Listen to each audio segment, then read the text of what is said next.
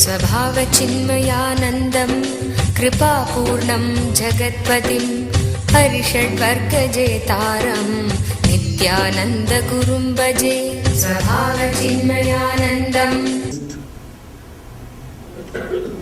It's a wonderful question.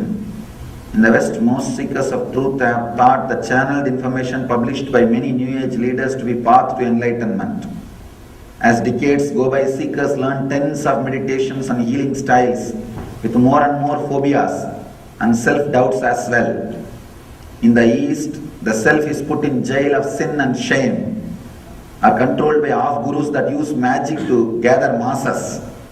But you in a very short time shown the breakdown of phobias and religions. Would you speak to these three ways people take as seekers and teachers? Wonderful.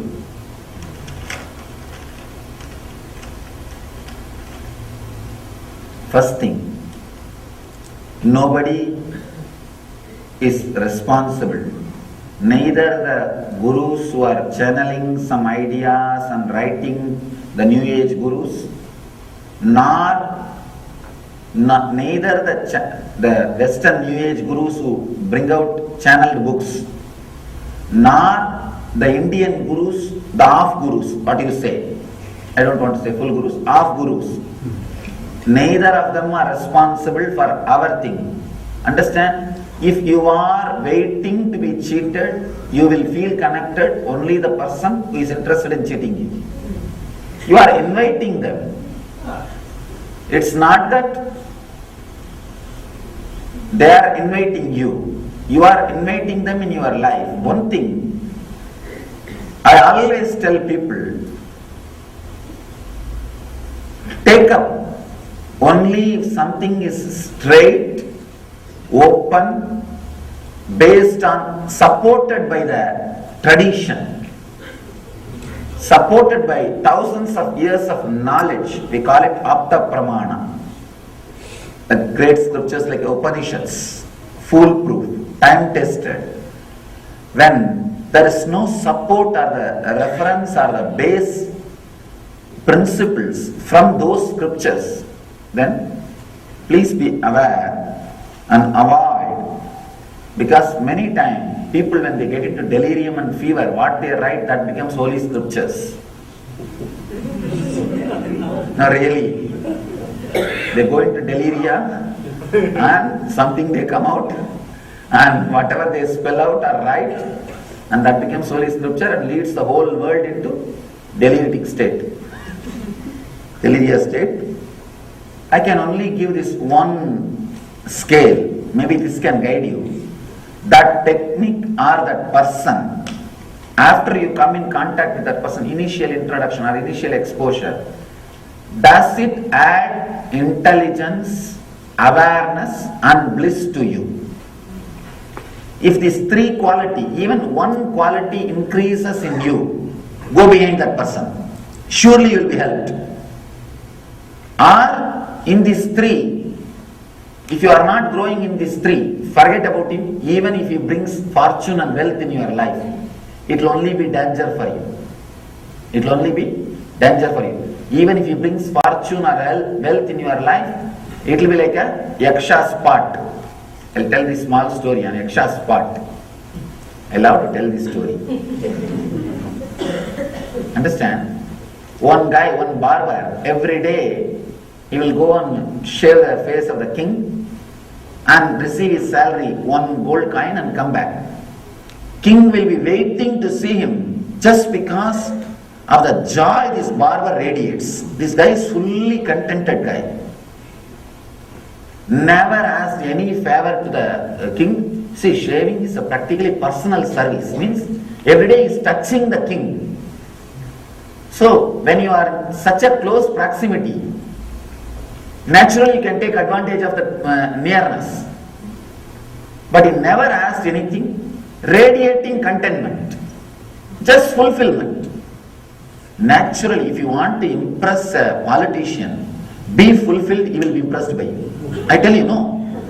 These are all few things. If you want to impress a poor idiot, show your wealth, he will be impressed. If you want to impress fool, show your knowledge, he will be impressed. If you want to impress a politician, show your contentment, he will be impressed. Because that is what he does not have.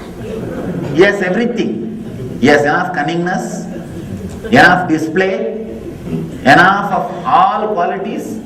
You can't display anything and attract attention of politician or inspire, influence him. You can impress him if you show your contentment, fulfillment. That is the way Buddha influenced all the politicians of India. During Buddha's time, there was not a single guy, single king who did not become Buddhist. Who did not become Buddhist. Practically 90% of the India became Buddhist. Because of the contentment he was radiating. And he was just showering or expressing through his being. The whole group of politicians became his disciples. So this guy, for him this barber is almost like a little Buddha. Every morning he feels seeing him is an auspicious thing. He will be waiting to see. And never ever that barber asked for pay raise. Suddenly, 1 week continuously, the barber's face was not so contented, so peaceful, so fulfilled. First thing the king asked is, did you get the golden jar from Yaksha? The barber was shocked. He said, yes sir, how do you know? Then king tells the story. Listen here. I'll tell you the story, what the Yaksha would have done. You would have been walking under that particular banyan tree. Some of these banyan trees are the place where gods and Yakshas both come and sit. And you would have heard the voice, do you need money? Gold jar filled with golden coins. Yakshas, the barber said, yes sir. Did that voice show you a particular place below the tree and asked you to dig? He said, yes sir. When you dig, you saw the big jar almost full. He said, yes sir. Then what did you do?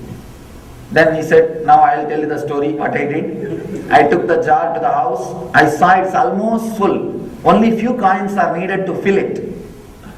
So, I thought one day I will not spend the coin which I took from you as a salary. I put it in that jar. Just I wanted to have a jar filled with golden coins. Now some 10-15 coins are less. So I put the coin in that. That day, we both of us managed from our savings, whatever we had. The same way, for few more days, we just put the coins. How many days I put the coins? Again I see the jar is not full. There is little emptiness. What to do? Suddenly I saw my wife has become very angry with me because I am not allowing her to use the money, and my kids are angry with me. Now I am caught in the rut. Neither one side my desire to have a full jar of gold coins, the other side I have to fulfill my regular responsibilities. Then king said, understand, just now go and tell that Yaksha, please take your jar back and get rid of it. I also had the jar once and I am not returned the jar. That is why I am king. Understand? That is why I am king. You return the jar and be as a old person. I envy your status. I envy your state. That is why every day morning I wait to see you. Somehow I neither had maturity and now it is too late to return. Now it is too late to return. One guy says, by the time I found out I have nothing to write, I have started writing books. After some time, suddenly I found out I am nothing to write, I am not that intelligent to write books. Other guy asked, did you stop? No, by now I have become too famous. So by the time the king gets the clarity, he has to return the jar, only then he will be contented. The kingdom is created, he is already in the rut, he can't come out. You can't escape. That's the one worst thing. You can't get out of that rut. You are caught once for all over. I have seen. At least in India, many politicians at some time, some way, by mistake or by accident, when they see some enlightened beings, something clicks in them also. Because of their experience and feeling of the unfulfillment, something clicks in them. I myself have seen personally, when I tell them, "Arey, then why don't you start turning your life into a new direction?" He says, "No, Swamiji, now if I step down, either I will be put in prison or killed. I have to play this game till I die. Because I created already enough of enemies. Already I created enough of enemies and enmity. Whoever is unfulfilled or dissatisfied when I was in the power is waiting. Now I have to at least maintain a certain level of power, at least I will not be taken revenge. I cannot just completely quit and retire. The moment I retire, I will be finished." So it's like a game. King says, "Yes, now it is too late to return. Please, you don't get caught in this mess." And king says, very beautiful word, "Your head is that Yaksha's golden pot. How much you put, it will never be filled." Understand? How much you put, it will never be filled. Go and return to the Yaksha, your head. The unfulfillment. See, anything you put in your head, you will see, it will take it for granted. Anything. The moment you have it, the head will take it for granted. When you came to this country, you would have had the list of having one house, one car, one family, and certain bank balance. All that would have happened in 3-4 years. But now, you don't celebrate about, you achieved that goal. You took it for granted. And now the Yaksha's head is working.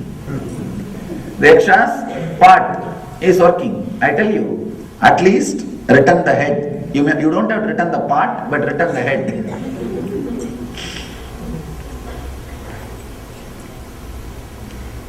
Person who is filled with that kind of greed will naturally be suffering with Yaksha's part.